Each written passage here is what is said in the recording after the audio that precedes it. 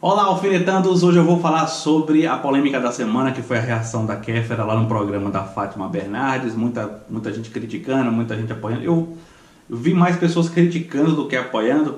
A reação que ela teve com o cara da plateia sobre o assunto de feminismo.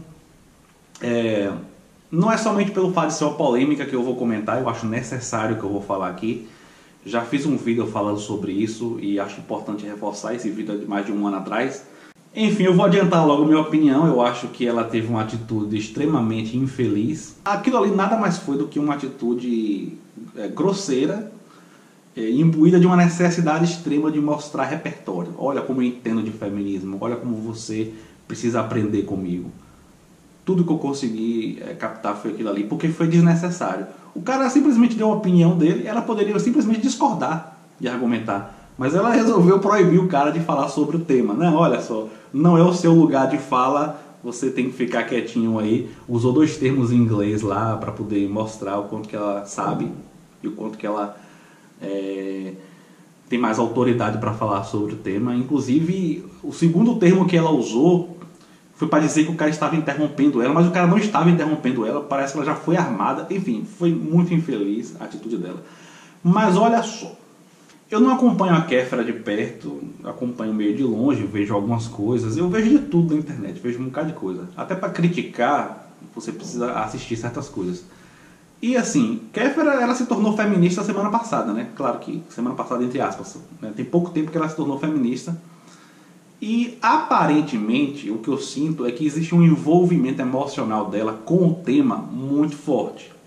Ela já deu várias demonstrações disso, inclusive já relatou sobre relacionamentos abusivos no passado dela. Eu não sei se esse é o motivo que ela aderiu ao feminismo, enfim, deve fazer parte também.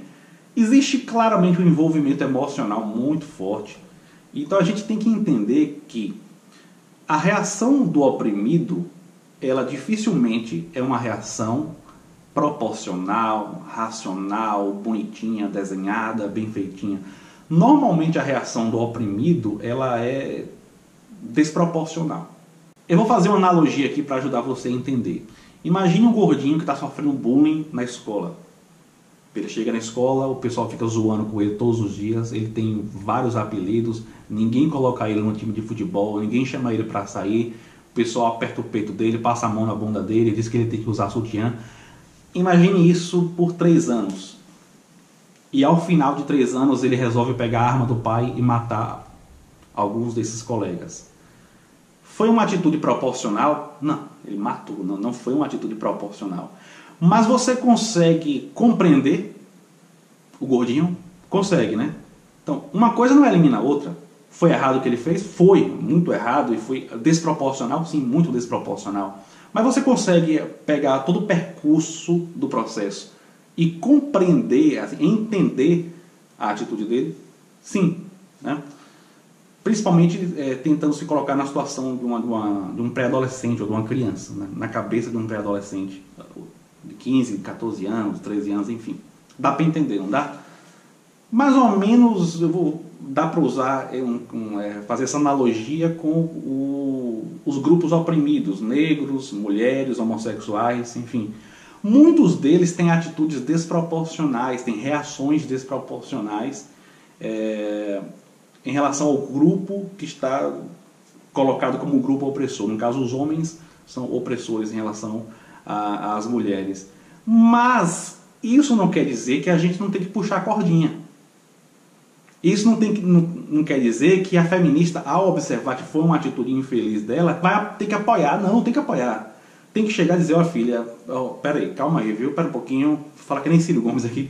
Pera um pouquinho. O que você falou foi infeliz, foi exagerado.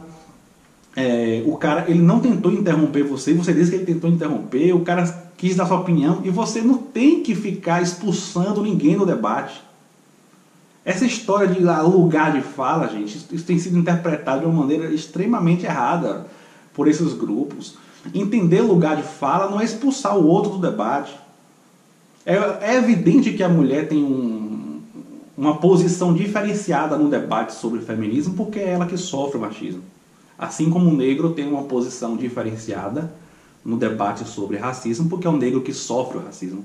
Isso não quer dizer que você tem que expulsar o negro, tem que expulsar o branco do debate e que a mulher tem que expulsar o homem do debate, porque a atitude de muitas feministas é essa. Olha, homem só é aceito no debate de feminismo se for para concordar. Para discordar, nem opine, nem venha.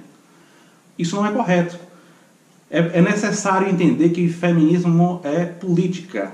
Ser feminista é um ato político. E política precisa de estratégia. Você acha que é positivo do ponto de vista estratégico expulsar os homens do debate, manter os homens calados? Você acha que isso vai ajudar em alguma coisa? Eu acho que não vai ajudar em absolutamente nada. Os homens vão ficar calados, mas vão estar pensando, ixi, essa é doida, é louca essa aí, e vai continuar mantendo as mesmas atitudes. Não vai ajudar em nada. É necessário chamar os homens para dentro do debate. Eu sou homem, quer dizer então que quando eu ver uma feminista falando merda, eu vou ter que concordar? Fala uma besteira gigante, eu tenho que concordar, né? Porque não pode entrar discordando, porque não é meu lugar de fala e nada do tipo. Tem feminista que, por exemplo, diz, eu já li isso em blog feminista, que homem que gosta de vagina raspada é um pedófilo ou em potencial. Homem não pode gostar de vagina raspada.